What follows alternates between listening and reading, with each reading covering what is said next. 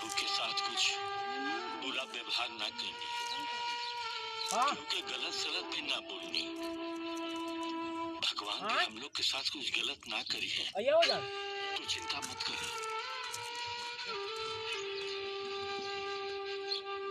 काहे घबरा रहे जी, हम है ना। अरे सब ठीक हो जाएगा, पैसा खर्चा कीजिए। हेलो, अरे वकील साहब, जौना बात के डर रहे नो उहे हो गए। चलिए दोस्तों, दोबारा फिल्म लेके आए हैं कभी खुशी कभी गम। प्रदीप पांडे उर्फ चिंटू जी का, जो कि कभी खुशी कभी गम यूपी बिहार में बवाल मचा रही हैं। चलिए वीडियो में बने रहे।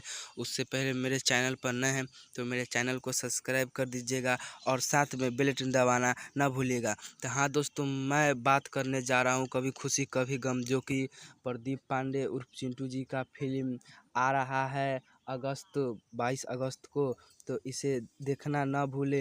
हाँ दोस्तों, और बता दूं कि इस हीरोइन का रोल कौन कर रहा है, चलिए बताते हैं, सब कुछ बताते हैं।